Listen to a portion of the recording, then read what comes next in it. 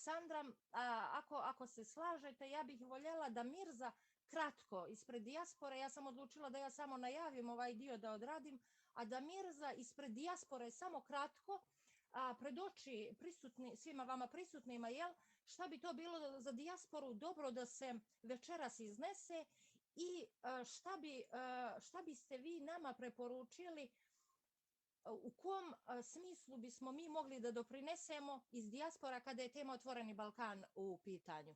Mirza, ako se slažeš, eto kratko samo da iz našeg nekog ugla dijaspore da ti kažeš nekoliko kratkih riječi, pa kasnije naravno i svoje mišljenje da izneseš. Eto, Aleksandra, ona će znati kojim redom, eto, u suštini nije ni bitno, svi imamo zajednički cilj, ali eto, ja bih voljela samo kratko da ti kažeš taj dio, a onda idemo redom sa gostima. Ok, hvala na najavi, pretpostavljam da se čujemo. Odlično. Da iskoristim priliku, prvo da se zahvalim organizatoricama, radujem se što učestvuju u konferenciji s vama večeras. I evo, apropo tog tvog uvoda, znači, crnogorska dijaspora je jako šarolika i ja nisam siguran da postoji jedan interes koji će ujediniti apsolutno svu dijasporu. Znači, ovo što ću ja večeras reći, to govorim iz perspektive crnogorske dijaspore u Bosni i Hercegovini. Kada je Otvoreni Balkan u pitanju, Bosna i Hercegovina kao jedna podijeljena država, jedno podijeljeno društvo, ima podijeljen stav u toj inicijativi.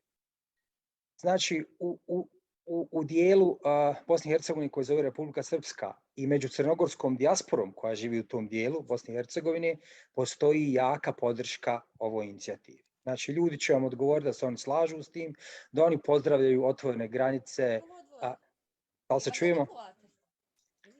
Da oni pozdravljaju, znači, nesmetan protok roba i ljudi.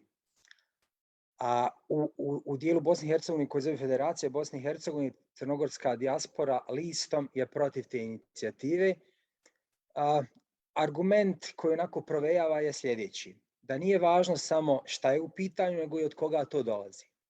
U principu, među dijasporom Crne Gore u Bosni i Hercegovini nema povjerenja prema onima koji promovišu ili podržavaju tu inicijativu. U prvom redu mislim na državu Srbiju, jer se tu doživljava ta inicijativa kao oblik nametanja kontrole državama koje bi u tu inicijativu, odnosno koje bi se tu inicijativu priključila.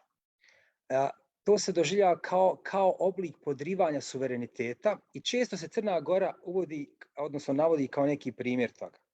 Kako da vjerujemo inicijativi koja dolazi od države, koja aktivno podriva crnogorski suverenitet i kako da se mi priključimo takvoj inicijativi. I ja bih samo nešto dodao što mislim vrlo važno. Ne zaboravimo da se ova inicijativa nekoć zvala Mali Schengen.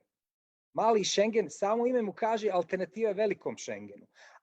Ako je aspiracija i ako je interes Crne Gore da se priključi velikom Schengenu, a znamo šta to znači, onda koja je svrha priključivati se malom Schengenu?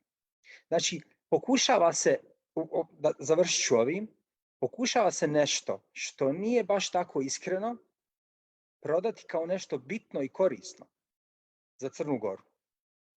I ja mislim da ono što se može primijeniti na Crnu Goru, kad je Otvoreni Balkan u pitanju, može se primijeniti vrlo jednostavno u Bosnu i Hercegovini.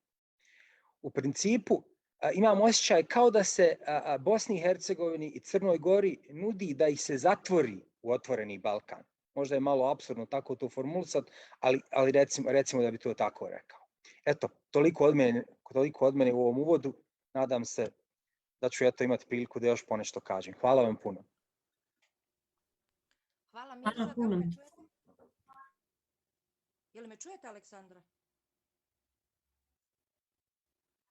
Ja sad ne znam da li me čujete, ali eto, Aleksandra... Da, izvoli. Čujemo vas. Aleksandra, ajde sad ti vidi kojim ćemo redom dalje. Ja sam tu, ali nešto sa mikrofonom imam neki problem, pa ću ja to vjerovatno u nekom momentu i popraviti.